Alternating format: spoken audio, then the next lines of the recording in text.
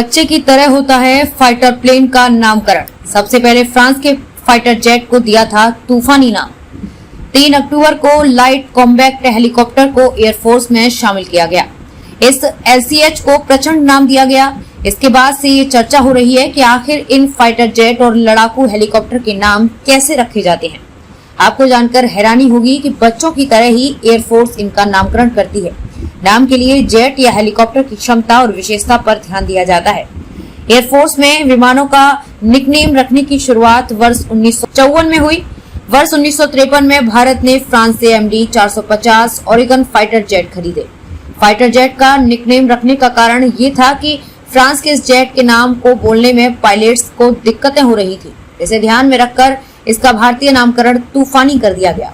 French भाषा में इसके मूल नाम का अर्थ भी हैरिकेन यानी तूफान ही था। इसके बाद ये परंपरा बन गई और सभी विमानों का नामकरण शुरू हो गया था। इसके बाद कई फाइटर जेट और हेलीकॉप्टर्स को नाम दिए गए, लेकिन 25 साल पहले सुखोई खरीदने के साथ ये परंपरा बंद कर दी गई थी। परिवार में किसी नए सदस्य के जन्म लेने पर उसके नाम को लेकर सभी रिश्तेदारों में उत्सुकता रहती है। उसी तर्ज पर एयरफोर्स में किसी भी नए फाइटर प्लेन या हेलीकॉप्टर के शामिल होने पर उसके भारतीय नाम को लेकर हमेशा से उत्सुकता रही है। नामकरण के लिए बाकायदा एक कमेटी बनाई जाती है। इसमें एयरफोर्स के 3 से 5 अधिकारी रहते हैं। ये कमेटी फाइटर जेट की खासियत के अनुसार देश के प्रसिद्ध स्थानों, पौराणिक पात्रों के नाम को ढूंढती है और इस पर डिस्कशन करती है। आखिर नाम सिलेक्शन होने के बाद ये फाइल एयर चीफ को भेजी जाती है और वे ही इसे अंतिम रूप देते हैं।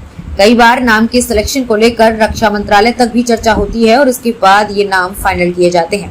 विमानों के नामकरण का सिलसिला 1997 में सुखोई खरीदे जाने तक जारी रहा। इसके बाद विदेश से खरीदे विमानों या हेलीकॉप्टरों का नामकरण बंद कर दिया गया। अब सिर्फ स्वदेशी उत्पादों का ही नामकरण किया जाता है।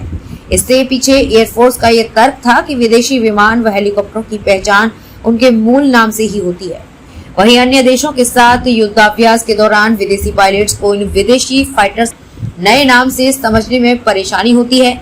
इस कारण से नामकरण पर रोक लग गई। सुखोई के बाद Lockheed Martin, KC-130, Boeing C-17, Globemaster, Apache व चिनूक हेलीकॉप्टर व राफेल फाइटर जेट का नामकरण नहीं किया गया। भारत ने 22 साल पहले जो सपना देखा था वो अब पूरा हो गया है। इतने सालों की मेहनत के बाद एयरफोर्स को सोमवार को स्वदेशी लाइट कॉम्बैट हेलीकॉप्टर मिल गया है। इसकी केनन से हर मिनट 450 गोलियां दागी जा सकती हैं। 3 अक्टूबर को लाइट कॉम्बैट हेलीकॉप्टर को एयरफोर्स में शामिल किया गया।